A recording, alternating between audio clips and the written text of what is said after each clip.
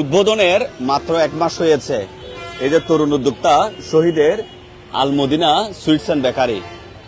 ঠিক 6ই মে রাত 1টা বা 1:30টার দিকে এই দোকানে ভয়াবহ অগ্নিকাণ্ড সংঘটিত হয় এবং ভয়াবহ অগ্নিকাণ্ডে তার এই ভরপুর বেকারি যত মালামাল আছে সবগুলো পুড়ে ছাই হয়ে গেছে।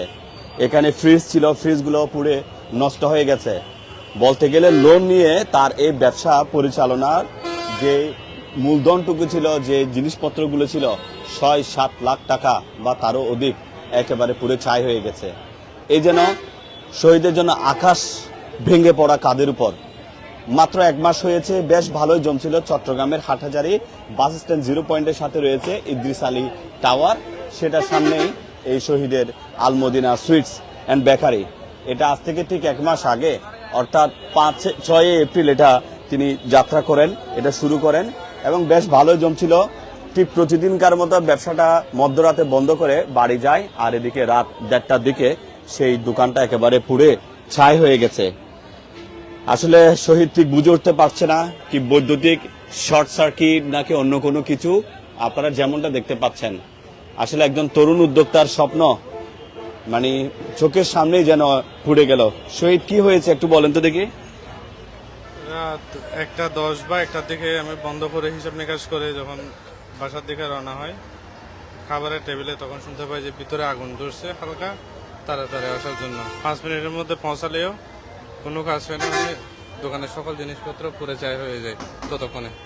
এখানে কয় লাখ টাকার ক্ষয়ক্ষতি হয়েছে আপনার? অনুমানিক 7.5-8 লাখ টাকা এই ধরনের ক্ষয়ক্ষতি। এগুলো কিসের টাকা ছিল? মূলত লোন নিয়ে করা, কিছু বন্ধুদের থেকে ধার নিয়ে করা, কিছু নিজের পুঁজি ছিল এগুলো। এটা আসলে কিছুদিন আগে আমরা এখানে এসেছিলাম, এই দোকানটা চালু করেছিল যতটুকু আমার মনে পড়ে 6 এপ্রিল।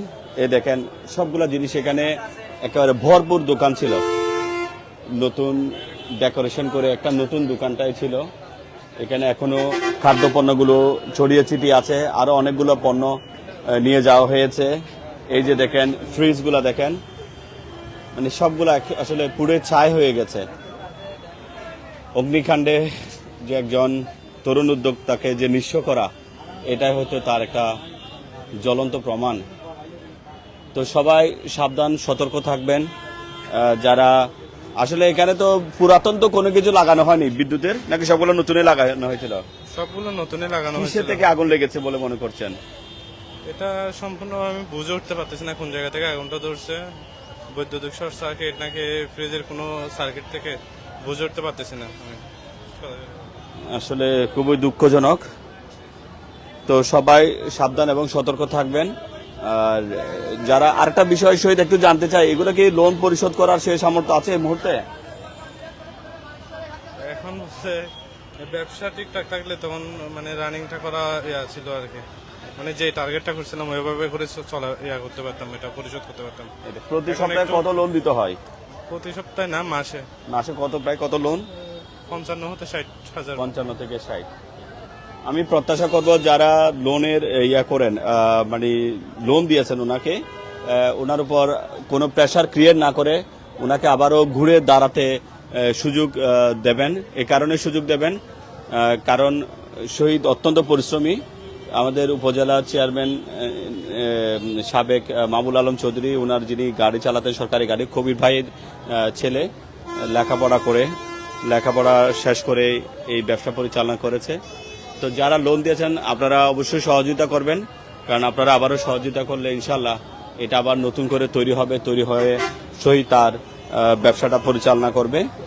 এবং এখন যারা আমার ভিডিও দেখছেন প্রত্যেকের বৈদ্যুতিক তারগুলো একটু চেক করবেন, বিদ্যুতের বিষয়ে সজাগ সচেতন থাকবেন। এখানে কি আসলে শর্ট সার্কিট থেকে হয়েছে নাকি আশপাশে কোত্থেকে হয়েছে কেউ কিছু জানে না। ঠিক সংবাদ পেয়ে Hathazari fire service and civil defence কিন্তু দ্রুততম সময় এসেছে। আসলে হয়তো এই দোকান রক্ষা করা যায়নি, কিন্তু আশপাশের দোকানগুলো হয়তো রক্ষা করেছে। তো সবাই সতর্ক থাকবেন। এছাড়াও জুবরা এলাকায় কালকে রাত্রেও একটা ভয়াবহ অগ্নিকাণ্ড ঘটেছে এক অসহায় পরিবারের। যতটুকু জানতে পেরেছি ওই পরিবারটা, তারা আবার সন্দেহ করছে হয়তো কেউ আগুন লাগিয়ে দিয়েছে। তো প্রত্যেকেই সাবধান এবং সতর্ক থাকবেন যেন এই ধরনের কোনো অকস্মাৎ ঘটনা ঘটে যেন আমাদের কারো বিশাল ক্ষয়ক্ষতির কারণ না হয়। সবাইকে ধন্যবাদ। আসসালামু আলাইকুম।